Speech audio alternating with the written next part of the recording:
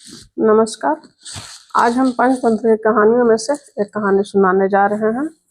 यह कहानी एक भालू, आदमी और एक शेर की है। इस वीडियो में हम देखने वाले हैं कि किस तरह एक आदमी शेर के डर से भागते भागते एक पेड़ पर चढ़ता है, जहाँ पेड़ पर पहले से ही एक जंगली भालू सो रहा होता है और हड़बड़ाहट में इंसान का हाथ भालू के पैर को छू जाता है। इस कहानी में 3 पात्र हैं, भालू, आदमी और शेर। यहाँ भालू सिद्धांत और सच्चे धर्म का प्रतीक है, वहीं पे इंसान डर और लालच का प्रतीक है। तीसरी जो शेर है वो लालच और स्वार्थी बुद्धि का रूप है।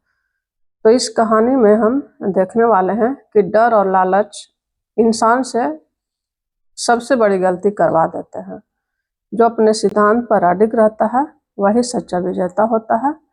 यह वीडियो आपकी सोच को बदल देगा। तो आइए कहानी सुनते हैं।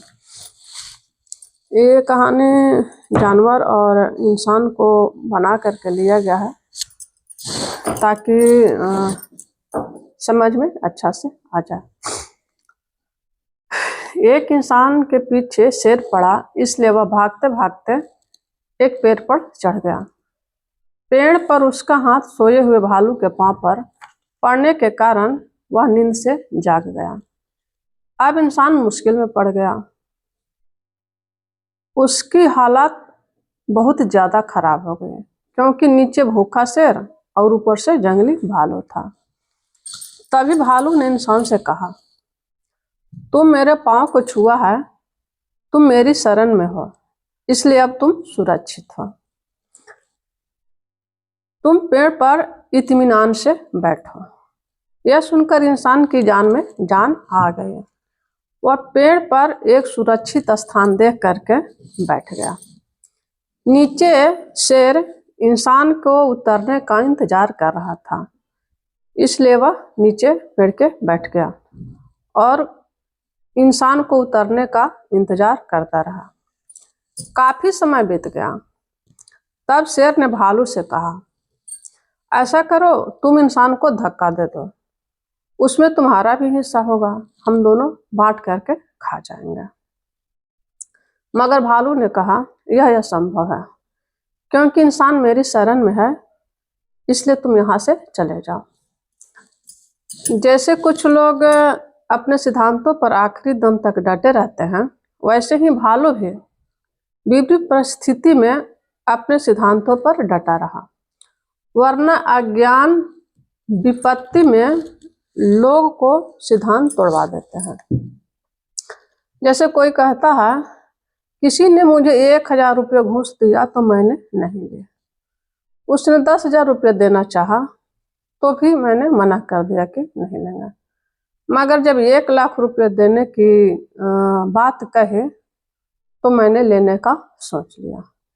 यानी कि हर जगह आजकल देखा जा रहा है कि टेबल के नीचे से कुछ पैसे दिए जाते हैं।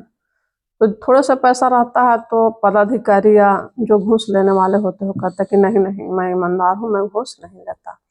लेकिन वही घूस लाखों में होता है तो लोग ले लेते हैं। मतलब कुछ लोगों के सिद्धांत परिस्थिति एवं लालच बस बदलते हैं। जैसा उनका विश्वास होता है वैसे वे निर्णय लेते हैं। परंतु भालू ने शेर की बात नहीं मानी, वो अपने सिद्धांतों पर अड़ा रहा। फिर भी शेर पेड़ के नीचे बैठा रहा। जैसे जैसे रात बढ़ने लगी, भालू और इंसान दोनों थक कर पेड़ पर ही सो गया। बीच में इंसान की आंख खुली तो आंख खुलकर देखता है कि शेर है या जा चुका है। भालू तो नहीं माना। अब इंसान को लालच देकर देखते हैं, यह सोचकर शेर ने इंसान से कहा। शेर सोचा कि भालू तो नहीं माना, हमारे बात में नहीं आया। अब इंसान को देखकर बोल करके देखते हैं। इंसान को कहता है भालू, ऐसा करो। इंसान को कहता है शेर कि ऐसा करो, तुम भालू को धक्का मार दो, वह नींद में है, गिर जाएगा और हम खा करके अपना पेट भर लेंगे और मैं खाकर चला जाऊंगा, तुम बच जाओगे, वरना मैं तुम्हें छोड़ने वाला नहीं हूँ। शेर की आइडिया काम कर गई। इंसान ने सोचा भालू को धक्का देने का विकल्प अच्छा है। यह पढ़कर आपको पल भर के लिए लगा होगा कि इंसान को ऐसा नहीं करना चाहिए, मगर अज्ञान जो करवाए कम है। अक्सर हम ऐसे गलत निर्णय ले लेते हैं। कभी कभी डर के मारे खुद को मजबूर समझकर निर्णय लिए जाते हैं। हमें लगता है कि संघर्ष या छल कपट करके ही जिया जा सकता है, मगर असलियत यह नहीं है। कुदरत हर समस्या को सुलझा रही है, हमें सिर्फ उससे तालमेल में रहना चाहिए। यानी कि कुदरत के साथ तालमेल में रहकर इंतजार करने की कला सीखनी है। कुदरत से हमारा तालमेल होते ही सब कुछ अपने आप सुलझने लगता है। हमें न संघर्ष करने की आवश्यकता है, न ही छल कपट, परंतु धीरज के अभाव में हम कुछ गलत कर बैठते हैं, जैसे कहानी में उस शरणार्थी ने इंसान को किया। उसने भालू को धक्का दे दिया। इंसान क्या करता है कि शेर के चाल में आ जाता है और भालू को धक्का दे देता है, मगर भालू गिरते गिरते पेड़ की एक टहनी पकड़ लेता है। भालू तो पेड़ पर ही हमेशा रहता है, इसलिए उसको आइडिया है, वह पेड़ को पकड़ लेता है और बच जाता है। भालू बच गया, यह देखकर इंसान की हालत और बिगड़ गई। उसे लगा अब तो भालू मुझे मार डालेगा, अब माफी मिलना भी मुश्किल है। परंतु सिद्धांतों पर चलने वाला भालू ने उससे कहा, घबराओ नहीं, तुम मेरे शरणार्थी हो, मैं तुम्हें एक और मौका देता हूँ। इस तरह से रात बीत गई। सुबह होते ही शेर को नया शिकार दिखा और उसके पीछे चला गया। फिर इंसान पेड़ से नीचे उतर आया। भालू से विदा लेते समय उसने कृतज्ञता से कहा, आपने मुझे सुरक्षित रखा है, इसलिए धन्यवाद, परंतु मैं अपराध बोध के तले दब गया हूँ, क्योंकि आपने हमें शरण दिए और हम आप ही को नुकसान पहुंचाना चाहे। इस पर भालू ने कहा, अगर अपराध भोग से मुक्त होकर सच्चा प्रायश्चित करना चाहते हो तो दो बातें करो।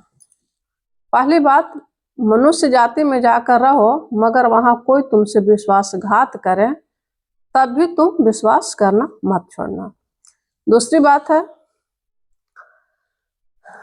तुम अपनी कहानी मनुष्य जाति में सुनाओ, ईमानदारी से यह बताओ कि कैसे तुम्हें विश्वासघात के बावजूद भी बचाया गया, ताकि यह घटना मनुष्य जाति में विश्वास प्रकट होने के लिए निमित्त बन जाए। भालू का उद्देश्य बिल्कुल स्पष्ट था, वह अपने शरणार्थी को अपराध बोध से मुक्त कराना चाहता था। भालू की बातें सुनकर उस इंसान की आंखें खुल गई। अपराध बोध से मुक्त होकर उसने अपना पूरा जीवन विश्वास के साथ बिताया। इस कहानी पर हमें भी मनन करना चाहिए। कहीं हम भी कोई अपराध बोध लेकर तो नहीं जिए जा रहे हैं? अगर हाँ, तो क्या हम सच्चा प्रायश्चित करना चाहते हैं? आमतौर पर हम खुद की गलती बताने में झिझकते हैं। विश्वासवाणी और विश्वास मत यानी अविश्वास पर जीत हासिल करने के लिए सिद्धांतों पर हम टिकते नहीं। किसी ने हमारे साथ विश्वासघात किया या सोचकर हम भी विश्वास करना छोड़ देते हैं। कह भी देते हैं कि फला ने ऐसा किया, तब से मैंने विश्वास करना छोड़ दिया है। फिर वही गलती, चालाकी, छल कपट करके हम संसार में फंसते हैं। तो इस तरह की कहानी आगे बढ़ती है और